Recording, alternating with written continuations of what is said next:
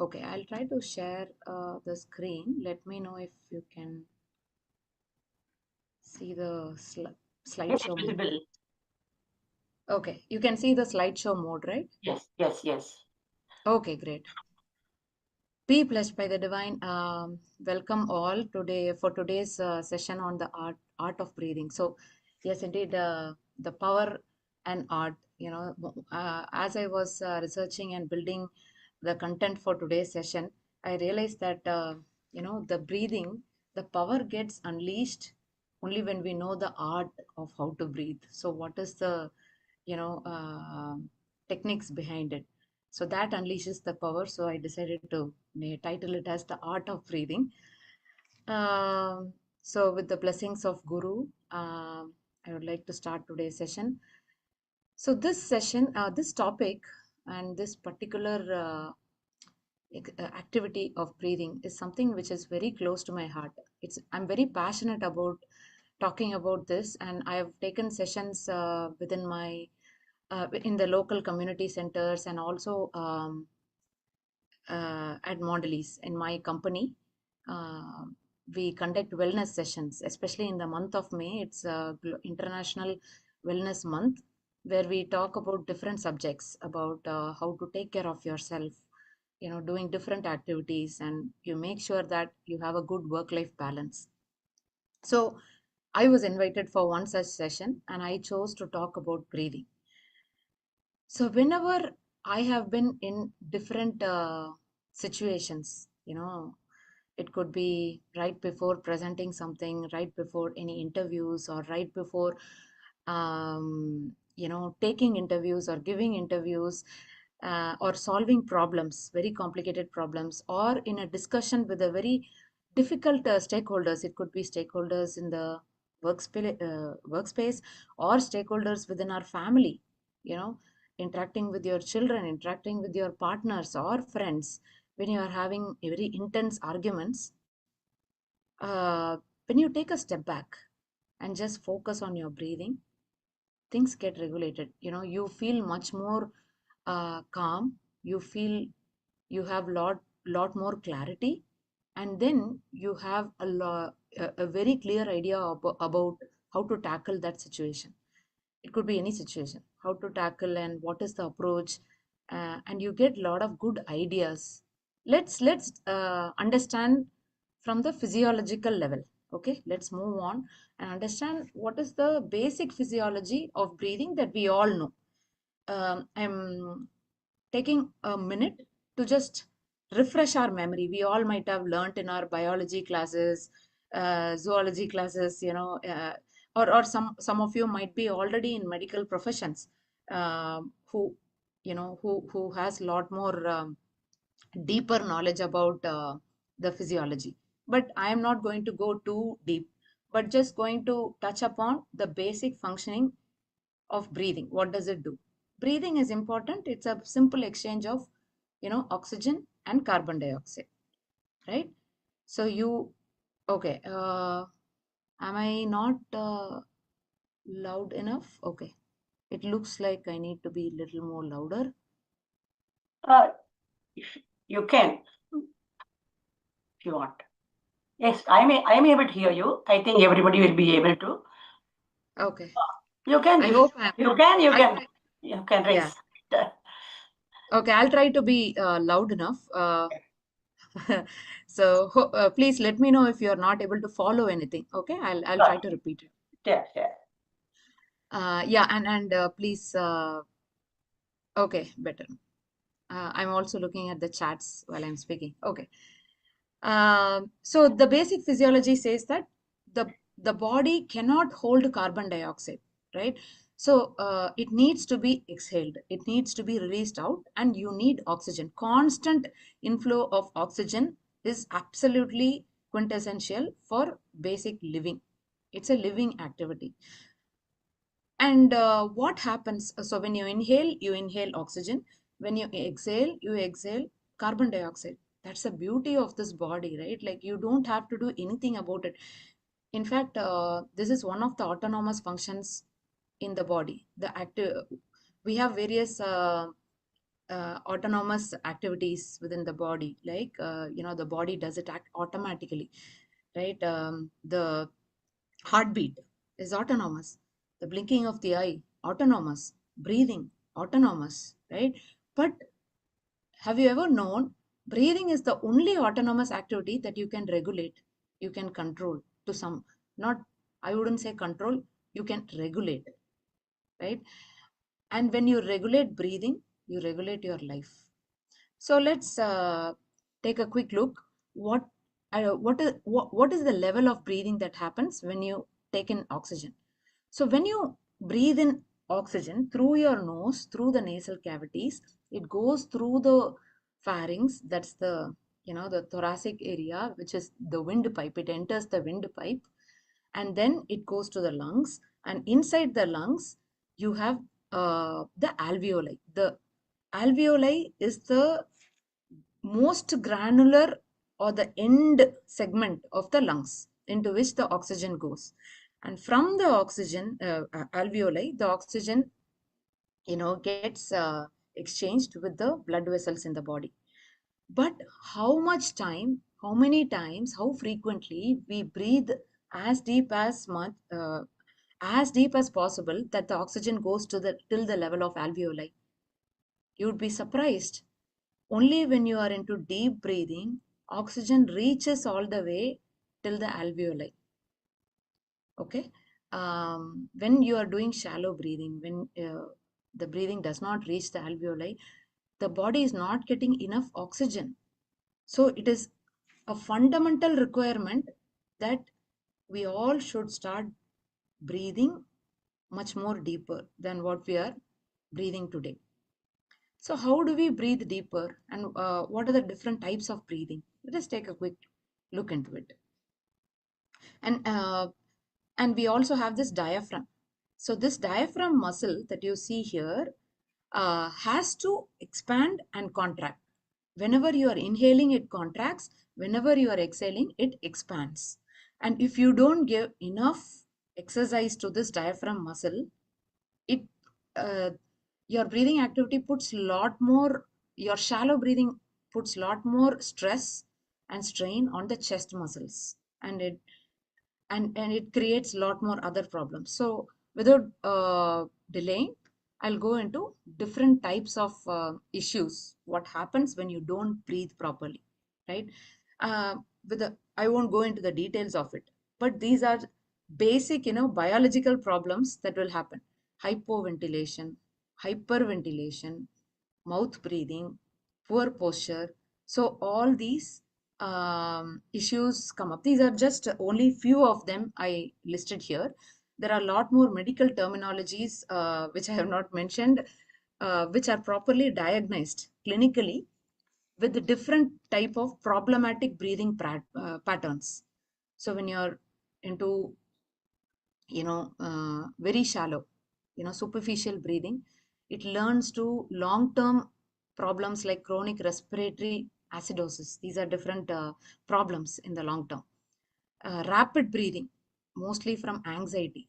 When you get it, those kind of rapid breathing issues from anxiety, then you eventually get disrupted carbon dioxide imbalance, and it leads to more anxiety feedback loop. So these are the various issues that come, and what are the kind of problems that may happen in the short to long term, right? I'll give a few seconds for you to take a look at this slide, and I'll move on. I don't need to read through all these things. These are some things broadly that you all know, that if you don't breathe properly, you'll get problems.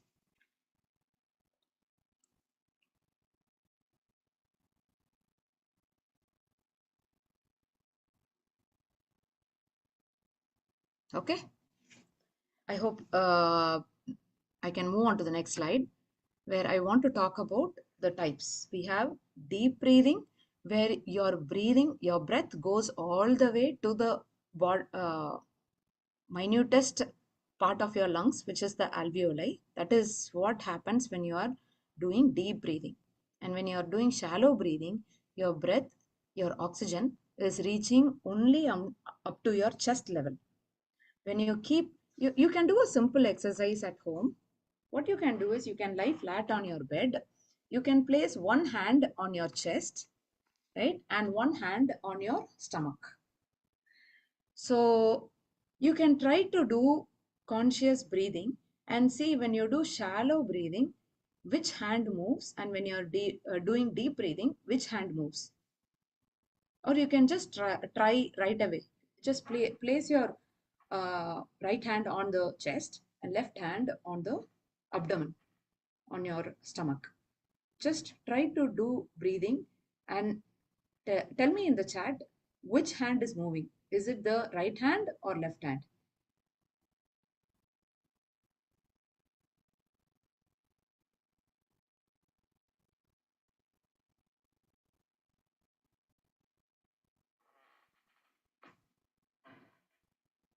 Anybody tried?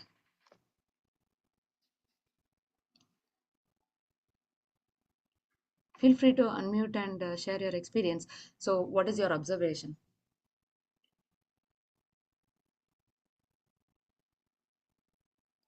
If your right hand is felt as moving, it means that you are doing shallow breathing, which is very likely that, especially, I am speaking now, I am in an activity, I'm engaged with you. So, when I'm speaking, I'm mostly in my shallow breathing. My right hand is the one which is moving. But when I close my eyes, when I really do deep breathing, my left hand, which is on the abdomen, that's the one which is moving. Okay. Those who are saying left is better, left is moving, it's good for you. It means that you're able to do deep breathing. And Shobha that's, says so. Shobha yeah, Hegde has done it. the hand on the stomach, yes. So that is the one. So that is the one which has to be moving when you're doing deep breathing. So you can keep trying every once in a while, at least once in an hour, to practice this in a more conscious way. Let us look at what does breathing have to do with your mind and with your heart. This is a simple chart that represents where different mind states. In different mind states, which is indicated by different frequencies, right? So uh, when you are in deep sleep, your mind state is very calm, right? You have a low heart rate, you have a low breathing rate, and you have a low mental frequency as well. We are almost towards the, uh, lesser than the beta, towards the delta kind of mind state. Your heart rate is very low and your breathing rate is very low. So this red color line shows your heart rate. So from deep sleep to panic and anxiety, your heart rate is all the way at the high. And look at this bar chart. The orange color bar indicates the breathing rate. So as your breathing rate goes high, your heart rate also goes high. It's the direct correlation. And it's indirectly, both. When your heart rate goes up, your breathing rate goes up. Or if your breathing rate goes up, your heart rate goes up. One influences the other, right? So that automatically uh, influences your mind state. So when you are in a more calm but wakefulness state, it is somewhere at the 10 breaths per minute state, and your heart rate is around 70, which is the normal heart rate. But when you look at mild stress and high stress levels, look at the heart rate is at 100, and your breathing rate is exceeding 20 breaths per minute, which is super shallow breathing and super fast heart rate. And automatically you would have experienced situations where, you're listening a very stressful news, a very distressing news, or you're watching a movie, When you are watching a movie, although you might not be into the situations doing that particular activity, in the movie there is a particular, distressing scene that's coming. It's an assault, it's a violent activity that you're watching, right? When you're watching that violent scene, automatically your heart rate you would have experienced going up significantly, and that means your breathing is also becoming super shallow, and breaths per minute is increasing beyond 20-25 levels. And then you're seeing another scene where there's a lot more kindness. It's a very beautiful nature scenery. You're seeing a calm person, a very calm visual that you're watching. And then your breathing comes down automatically, and your mind state, your heart rate, everything comes down. So that is why it is very important to define how we want to control or regulate the activities that we are doing. Whatever you do, whatever you think, and whatever you speak, it influences the way you breathe, it influences the way your heart rate goes up, and automatically it influences your mind state. And in such situations, you experience discomfort. And when your breathing goes up, heart rate goes up, we just saw what all problems occur. And when this occurs over a longer period of time, you develop a lot of issues in the short term, like breathlessness, anxiety, depression, and in the long term, it becomes clinical problems. It leads to stroke, and it leads to heart attack. Those are the extremes I'm talking about. But these do not happen over a single day. Things happen over multiple days, over multiple months, over multiple years. So if you have to keep watching yourself, how much you are conscious around your breathing, and how much you are conscious around your mind, and uh, and that's going to indirectly affect your physical health and mental health in the short to long term. uh, let us take a quick look at what is the correlation between, breathing and lifespan. Why breathing is important, why we have to understand and take a pause every now and then and realize how well you are breathing, right? So as you see here, a rat or a mouse, look at the breathing rate, it's 150. And what is the lifespan that you see? It just lives for 2 years. Let us look at the dog here. The dog has a breathing rate of 20, and it has 20 breaths per minute, and the average lifespan is around 13. In some cases, it lives all the way to 15, maybe 17 max, not more than that, right? Look at human. Human has a average breathing rate, average, this is just average breathing rate of 12, and human lives around a lifespan of 79 years, right? If you are so And then when you look at elephant, it has an average breathing rate of 6, and it lives up to 70. And then a tortoise has a average breathing rate of 3, and it lives up to 150 years. So what does this data reveal to us? It shows a direct correlation that the higher the breathing rate, the lower the lifespan. So the more faster you breathe, the more number of breaths per minute you have, and the lesser your lifespan becomes. The more deeper you breathe, the lesser number of breaths per minute, right? The more number of years you will have in your lifespan. Think about it. How many times we are getting angry in a day? How many times we get into a very rigorous arguments with people? How many times we have overthinking problems? Even you don't even need to engage in a very heated argument, or express anger. You can simply be sitting without doing anything, still your breath rate can be very high. And how does it happen? It happens when you have too many thoughts going on. We just saw mind. Your mind state has a direct influence on your breathing. So when you can be looking calm on the outside, sitting, simply doing nothing, but internally within your mind, your thought, you're having like, 50 different thoughts going on at the same time within a single minute. It means your breathing is going to be naturally very, very superficial, and you would be having a breath rate of more than 20. And this leads to a lot of problems like overthinking and decision fatigue, and people can't decide. As it Sometimes you would see people, or even any of you might have been in a situation where you uh, try to decide which clothes you want to wear today, and you're simply not able to decide.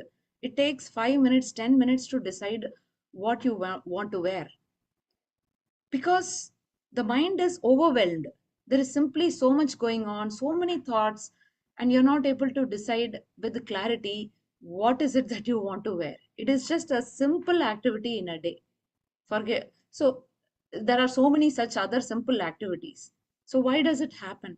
It is because we are not having clarity and peaceful mind state.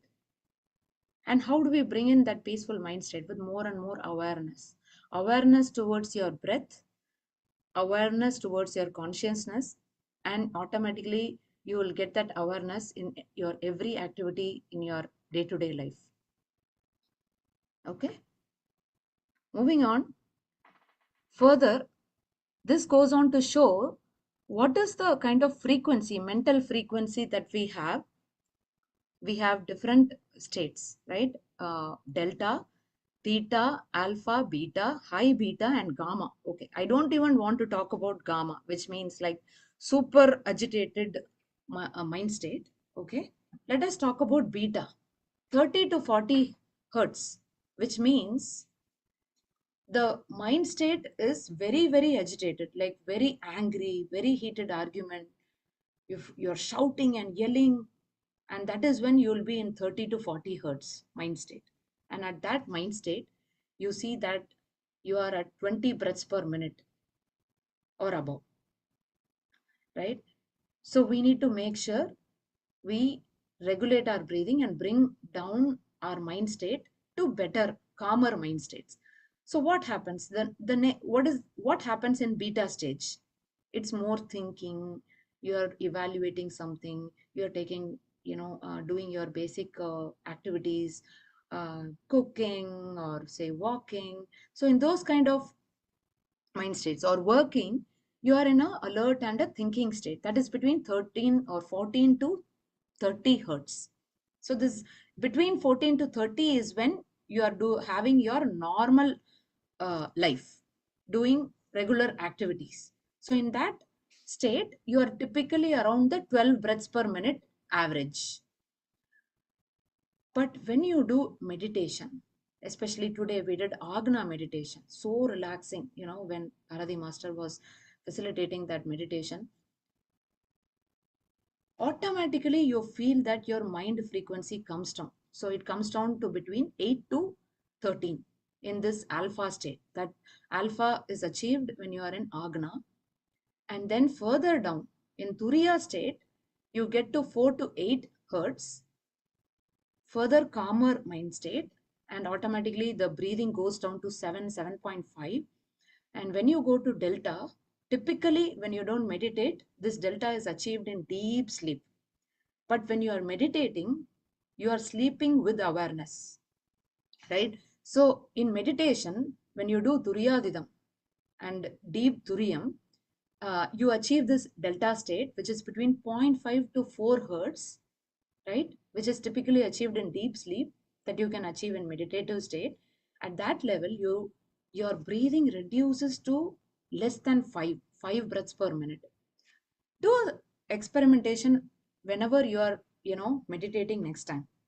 When you meditate in Agna, and then when you go to Turiya, try to, just think about how your breathing is at that state. You would have observed that almost sometimes, when I observe, I've realized that almost it felt like I almost forgot breathing. That level of slowed down, deep breathing would be happening at that state. And it automatically happens. When you're consciously breathing, you are around, say, 10 or reduced to 8. But when you meditate, and when you take your consciousness or awareness away from breathing, but when you go further subtle to the level of agna and turiya, that stage, your breathing gets even more subtler, deeper, and slower. So the slower the breathing is, the deeper the breathing is, the lower the number of breaths per minute, and the longer the lifespan. And that is why meditation is directly correlated. The everyday meditation exercise and practices you build, naturally your everyday activities and day-to-day life, your average breath rate also calms down. It comes down naturally without consciousness. So these are some simple hacks, breath hacks for daily life I've put down. Try to observe if you are breathing through your nose or breathing through your mouth.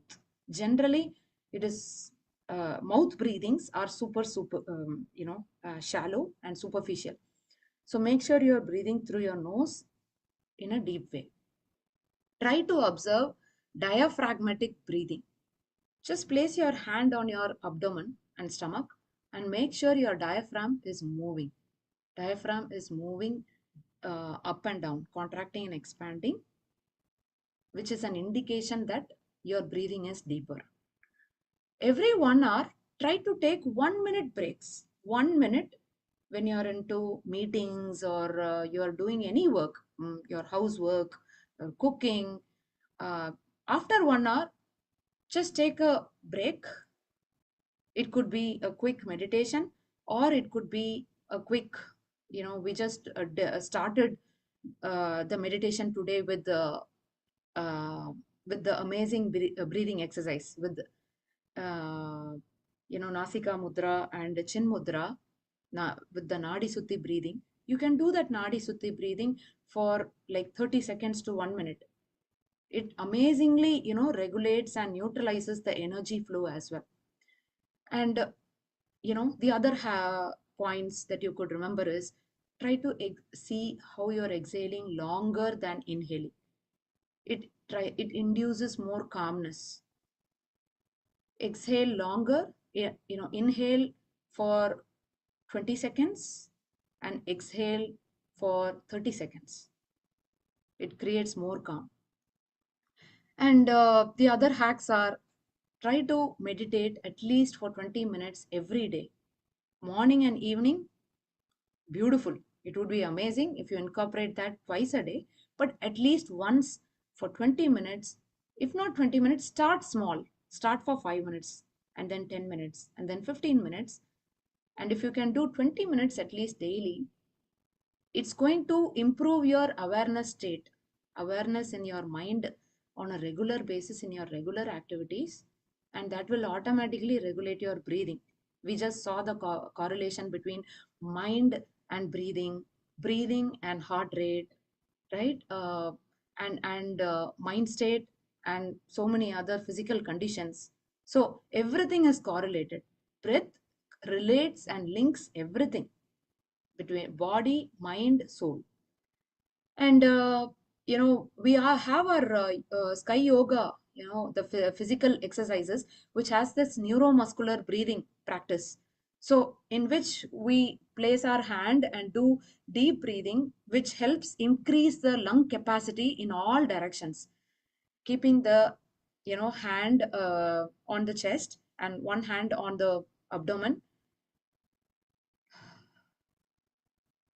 Deep breathing, and you repeat it for the opposite side. So that way you're stretching one side of the lung, and the one by one, every side of the lung, one by one, and side by side. First you are expanding the front side, then you are closing uh, both the front side and expanding their lungs towards the backward direction, and then you and then you close your eyes, and in this posture you try to expand your lungs topwards bottom, top to bottom, kind of expansion and contraction. So this neuromuscular exercise amazingly improves your lung capacity, and it improves the amount of deep. So when you in the initial stages, when you are trying to do deep breathing but you're not able to go as deep as you want or as deep as possible, when you try the neuromuscular exercises, and in a week's time you'll find that your breathing would have got much more deeper than what you would have started at the beginning of the week,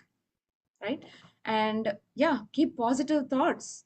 Try to avoid. Yes, it's very natural to get negative thoughts, to think about the worst case scenario, to think about what can go wrong, to think about what if things go wrong. So but try to align your thoughts to see how you can focus your energies in a positive way. Focus your energies towards what you can control and what you can uh, regulate. So that way we have these simple examples, like in sky we have physical exercises, meditation practices, introspection, blessings. When you are blessing, it creates a lot of good energy, positive energy, and that has a very more much more calming mind state, uh, you know uh, that you are creating within your mind. Your hormones get a positive impact, and it also impacts your breathing. Kayakalpa, using the breath, ojas breath, we are regulating, we are spreading and improving the spiritual energy. And auto suggestion and divine protection, all these positive affirmations that we do. In my lifetime I will not harm anyone. To the extent possible I will try to help others, right? These kind of affirmations and positive words that we are doing along with our meditation helps us in a very holistic way to address the entire breathing philosophy, the breathing phenomenon in our day-to-day life. So it influences our thoughts, our words, and action, and brings a lot more awareness every minute. So we need to do this journey from gamma to delta. This is the gamma state, where it's more than 30 hertz mind frequency, and how that level of frequency comes only when you are super agitated, very angry, very upset, very distressed, and from the, of course, like not every minute we are into this, but even once in every day, if we are in this kind of gamma mind state, it affects our body. It takes 2 to 3 hours to recover from 2 minutes of anger. That is the level of impact we are giving to our bodies when we are not able to regulate our emotions better. And gradually we need to, this meditation, sky yoga, the physical exercise in sky yoga, the kaya kalpa, all this helps from moving from gamma to delta.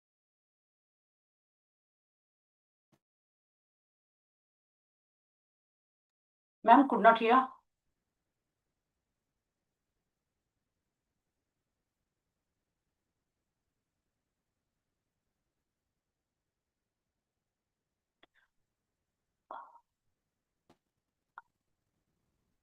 Actually, I am not.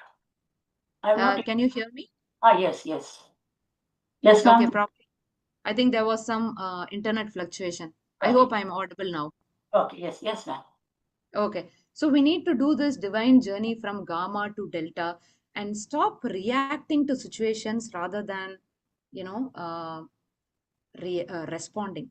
We need to take a step back, close your eyes, just do deep breathing, or meditate, or do things that will influence your breathing. Bring down your breathing, and you get better ideas, better solutions. In a calmer mind state, in calm state of mind, in peaceful state of mind, you are able to address problems in a better way, and that can be achieved uh, through various practices. Sky Yoga gives you everything, whatever way you want to get started. For the newcomers, for the freshers, get started with the physical exercise. And when you own your breath, nobody can steal your peace. With that, I want to conclude today's session and thank Bharati Master and Bala Sir for the wonderful opportunity to share some thoughts with you all. Please feel free to ask if there is any questions. Wow. What an excellent speech on the topic, the art of breathing. Yes, you've given this art very nicely. Actually, yes, as you have said, our lifespan is determined by the way we breathe. Yes, because there is a correlation between the breathing and our lifespan. And also, you have quoted the examples like cat, dog, tortoise, and all, why their lifespan is short or long. And you have very nicely said about that is explained the physiology of breathing, and we need to deep breathe so that the alveoli gets reacted, and we lead a peaceful life. And the shallow breathing, mouth breathing, even bad thoughts, everything is not good for our health. A very nice explanation, Professor Kanimozhi. Yes, we cherish today's speech. Dear friends, it's discussion time now. Yes, you are free to discuss with Professor Kanimozhi. If at all you have any questions also, you can raise. She is here to answer your questions. The art of breathing. Just raise your hand. I can unmute you. You can feel free to share your comments also. Need not be questions, but your experience, your own experience of how you have seen this awareness and deep breathing help you in whatever way. Could be a good knowledge for others.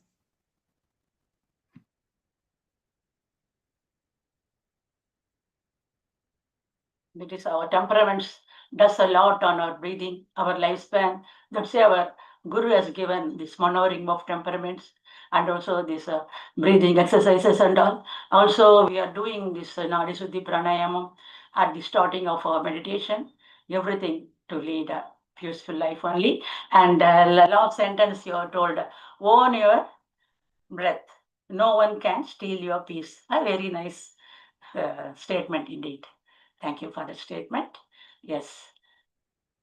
Sunanda has thanked for your nice speech. Anyone else? Akila, can you unmute and talk?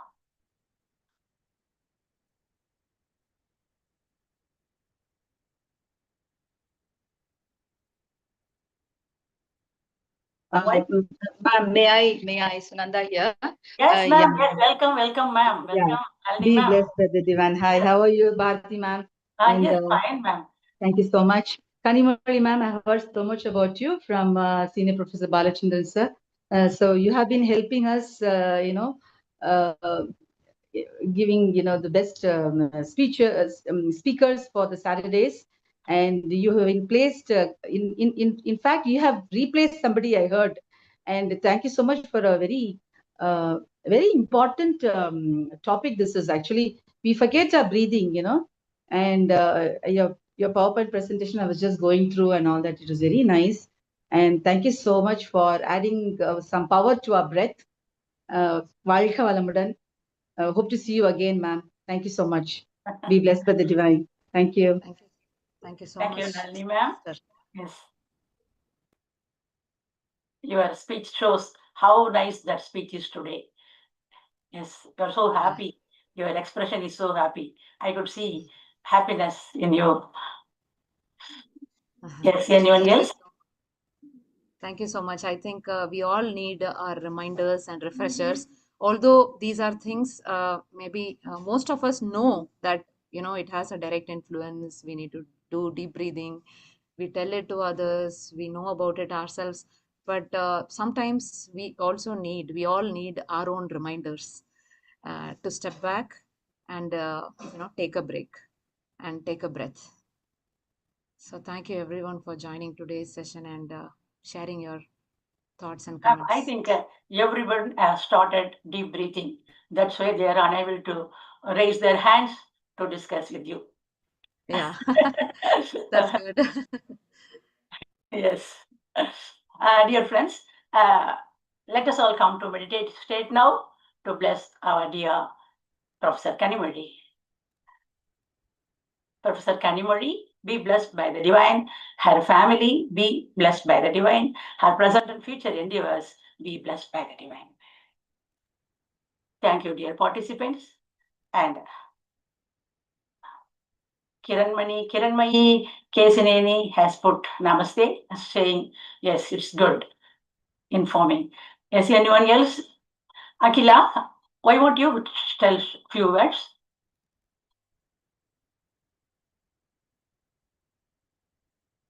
Yes.